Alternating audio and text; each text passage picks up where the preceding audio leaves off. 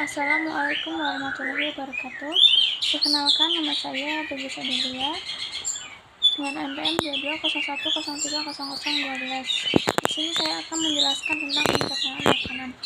Pencernaan makanan adalah serangkaian proses yang terjadi dalam tubuh manusia untuk membuat makanan yang kita konsumsi menjadi nutrisi yang dapat diserap oleh tubuh. Proses pencernaan makanan ini memungkinkan tubuh untuk memperoleh zat-zat yang diperlukan untuk pertumbuhan, pemeliharaan, dan fungsi normal.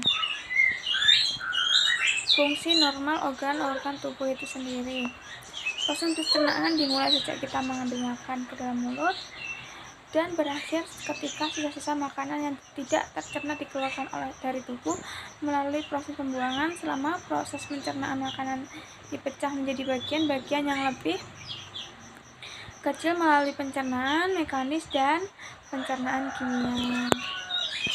Adapun pencernaan mekanis terjadi dalam mulut manusia. Saat di mulut tempat terjadinya proses pencernaan. Gigi dalam mulut berperan dalam pemecahan makanan secara mekanis. Gigi berguna untuk mengunyah dan menjadi potongan kecil-kecil, meningkatkan luas rongga makanan untuk mempermudah pencernaan kimianya. Lalu pengunyahan makanan. Pengunyahan ini adalah proses penggerakan rahang dan lidah untuk memecahkan makanan menjadi potongan lebih kecil-kecil. Saat mengunyah, air liur atau saliva dilepaskan oleh kelenjar saliva di dalam mulut. Saliva sendiri mengandung enzim amilase yang membantu memulai pencernaan karbohidrat. Lalu penelan makanan.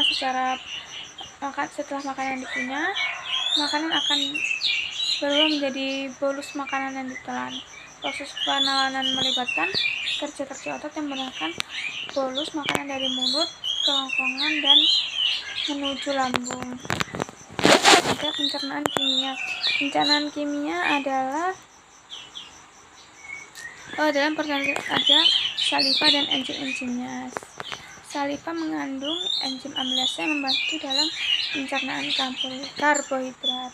Amilase terjadi mulai memecah karbohidrat menjadi molekul-molekul yang lebih sederhana seperti maltosa.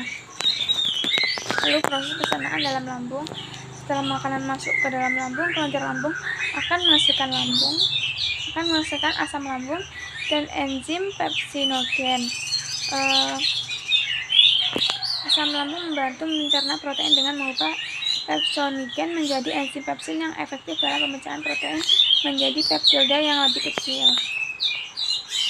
Lalu proses pencernaan makanan dimulai dari mulut, kerongkongan, usus halus, usus besar, kemudian usus halus, usus besar, lalu kemudian ke pembuangan yaitu anus.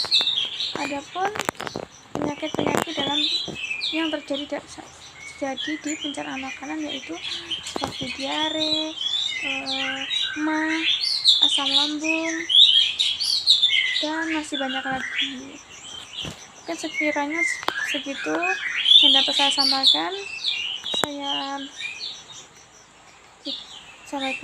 akhiri. Wassalamualaikum warahmatullahi wabarakatuh.